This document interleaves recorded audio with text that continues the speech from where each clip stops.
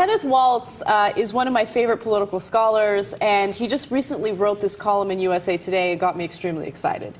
He wanted to talk about the nuclear capabilities of Iran and whether or not Iran having a nuclear weapon would lead to instability in the Middle East. And his argument is, no, okay, Israel, the United States, they're all panicking over nothing. If Iran actually has nuclear capabilities, it will increase the stability in the Middle East. And this is an argument that's consistent with all of his other writing. He says that if you arm the entire world, it'll basically make one country fear another, right? You're not going to want to drop a nuclear bomb on a country when you know they also have nuclear capabilities and they can strike back easily.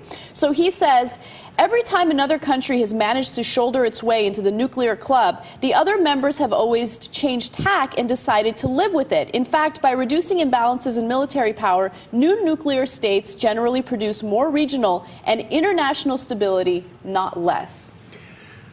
Look, it's an interesting argument. One part of it I accept, which is don't panic. We don't have to start a giant war in the Middle East to prevent the possibility that Iran might at some incredibly later date change their nuclear energy program into a nuclear weapons program. Don't panic. The part I disagree with is more weapons leads to more stability.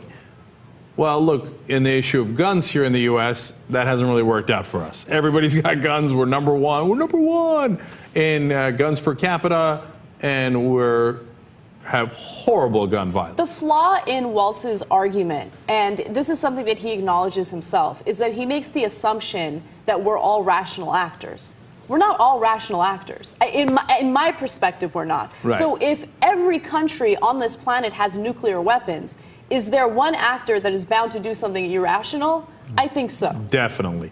And so, again, there's a kernel in there I agree with. Some neocons say that Iran, everybody in Iran that's in leadership is crazy. They're all lunatics and they're foaming at the mouth and they can't wait to press the button.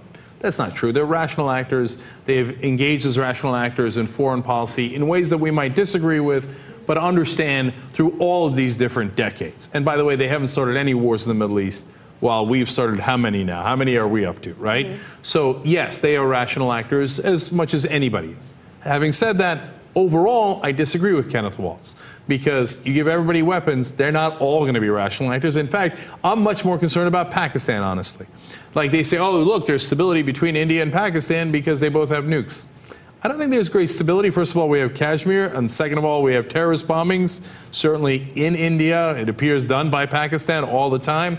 By the way, when the U.S. and Russia and Soviet Union had nukes, we went to war anyway, through proxies in Vietnam. One could argue in Korea, obviously, et cetera. So that doesn't necessarily produce stability. And by the way, I think ultimately the greatest chance we have of a horrible, world-changing war is between Pakistan and India when an irrational actor in Pakistan, that's my guess, goes, yeah, let's do it, and presses the button. I think that's much more of a concern than Iran is. Saudi Arabia spreads violent, radical, jihadist Islam throughout the world. And they cause nothing but instability. Of course, the U.S. loves Saudi Arabia. We never criticize them because why? They have most of the oil. Right? It's sick. It's really disturbing. But Pakistan might beat Saudi Arabia in that. Somebody in Pakistan is going to do something crazy. It's not that all the Pakistanis are crazy. Of course not.